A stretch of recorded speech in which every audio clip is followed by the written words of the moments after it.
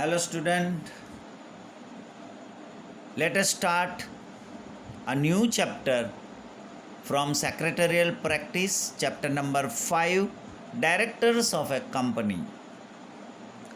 A company is a large business formation. हमने देखा company का फॉर्मेशन कैसे होता है, इनकॉर्पोरेशन कैसे होता है. It is formed in compliance with the provisions of the companies act. Company जब भी फॉर्म होती है तो कंपनीज एक्ट के प्रोविजंस के मुताबिक उसकी फॉर्म होती है.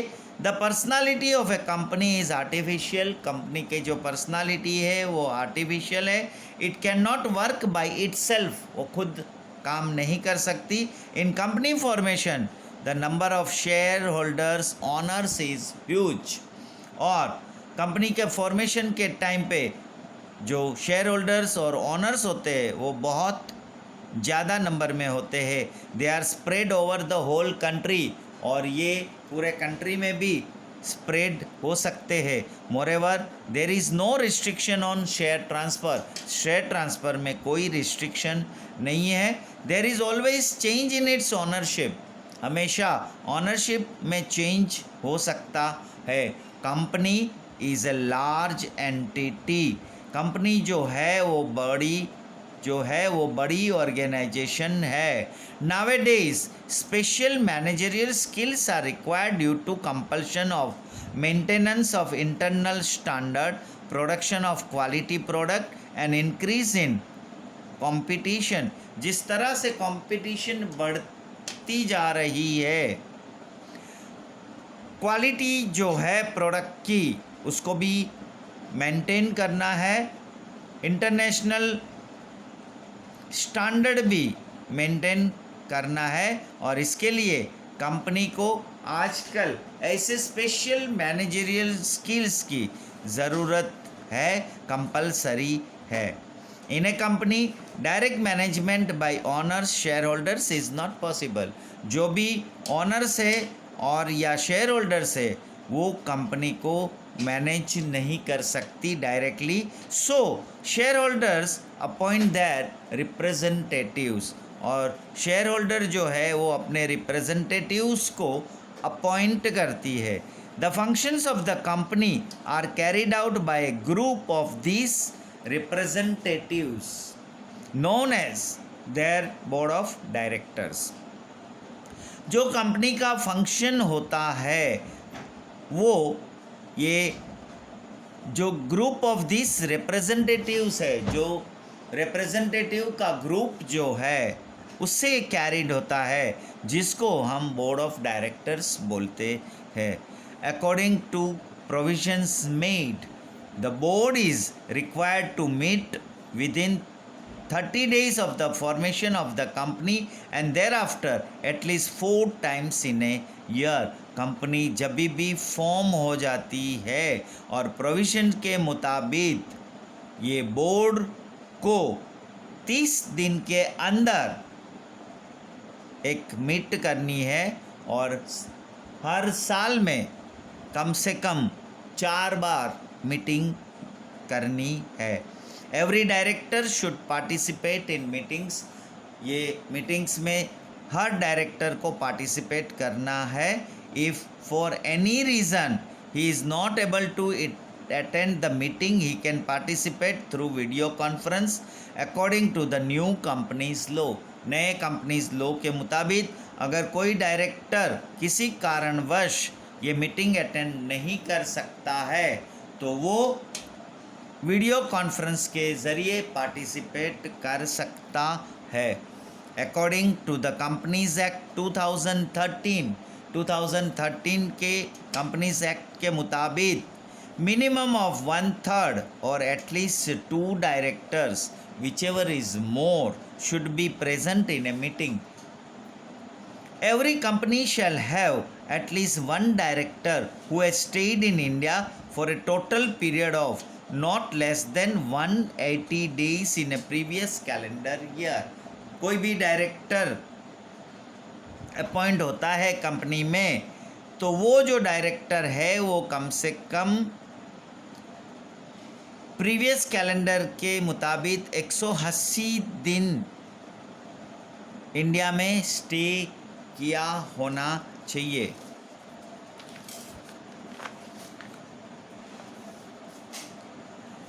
To elements are very important for the existence of the company. Company के एग्जिस्टेंस के लिए दो एलिमेंट बहुत ही इम्पोर्टेंट है। First is ownership and second is management, कि कौन ओनरशिप है और उसको कौन मैनेज करता है। आप ऑर्गेनाइजेशन ऑफ कॉमर्स में, बिजनेस मैनेजमेंट में ये सारे सब डिटेल्स में जानते हो। इन ए कंपनी फॉर्मेशन के टाइम पे owners are the share holders. जो उसके ओनर्स है वो कौन है? एक्चुअली शेयर होल्डर्स है। Who have invested in the form of equity shares. Equity shares के ज़रिए इन्होंने अपना पैसा जो है इन्वेस्ट किया हुआ है। They take the risk of investment in shares. They have to bear whatever the result of the company is profit और लॉस। कंपनी प्रॉफिट में हो या लॉस में हो, he has to bear, share holder, और उसने जो भी इन्वेस्ट किया है शेयर में उसका भी रिस्क लेना है। Good management leads to name, fame and profit, while insufficient management invites losses. अगर कंपनी का मैनेजमेंट सही है, गुड है, तो वो कंपनी का नाम, कंपनी की पॉपुलैरिटी, फेम और प्रॉफिट कमा के देगा। जबकि अगर इनएफिशिएंट मैनेजमेंट हुआ तो वो कंपनी को लॉस होगा। So now in many companies directors are owners of the company by holding shares. और आजकल इसलिए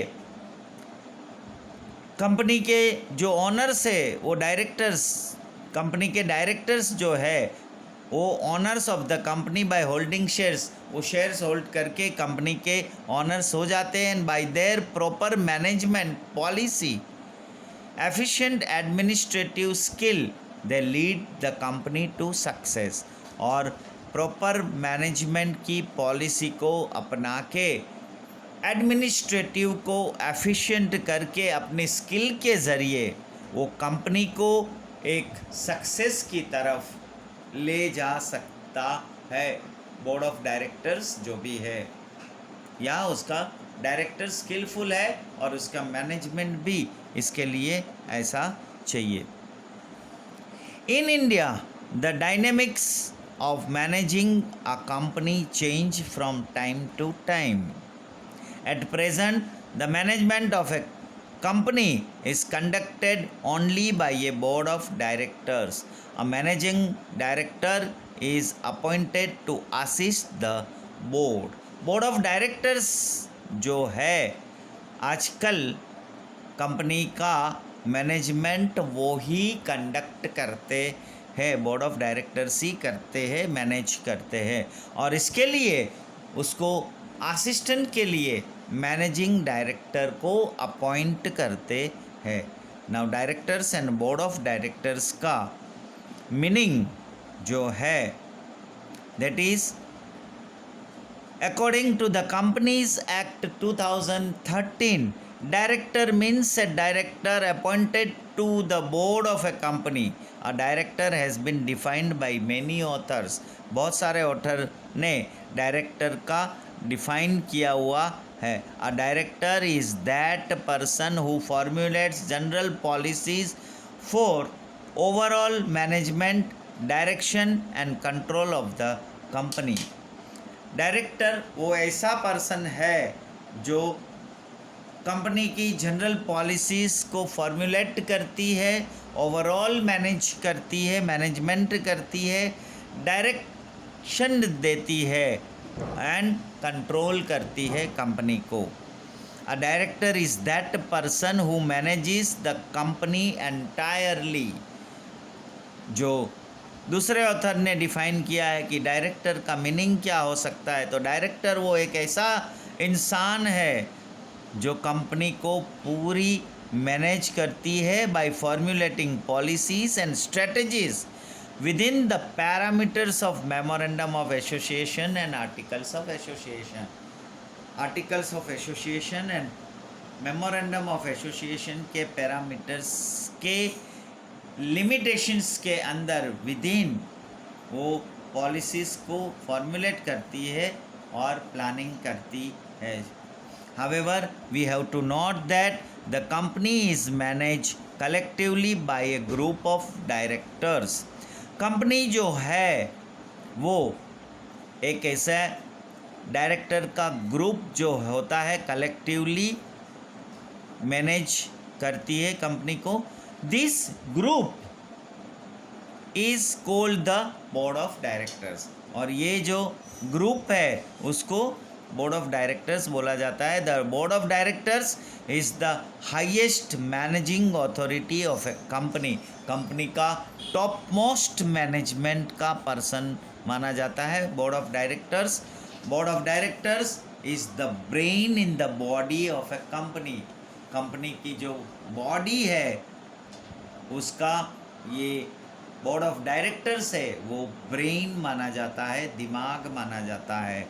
सो बोर्ड ऑफ डायरेक्टर्स का जो इम्पोर्टेंस, उसका मीनिंग और क्यों बोर्ड ऑफ डायरेक्टर्स की ज़रूरत है और बोर्ड ऑफ डायरेक्टर्स कौन होते हैं. क्योंकि कंपनी जब फॉर्म होती है तो कंपनी को मैनेज करने के लिए ऐसा शेयर होल्डर रियल ओनर्स होते हैं, लेकिन शेयर होल्डर्स डायरेक्टली मैनेज नहीं कर पाते. इसके लिए शेयर होल्डर ही अपना रिप्रेजेंटेटिव को सिलेक्ट करते हैं और ऐसा जो ग्रुप बनाते हैं वो बोर्ड ऑफ डायरेक्टर्स बोला जाता है. So here we stop our today's lecture. Will see more on directors के बारे में हम ज़्यादा जानेंगे. उसका अपॉइंटमेंट कैसे होता है, उसकी ड्यूटीज़ क्या होती है, उसका इम्पोर्टेंस क्या है वगैरह अगले लेक्चर में देखेंगे. Thank you.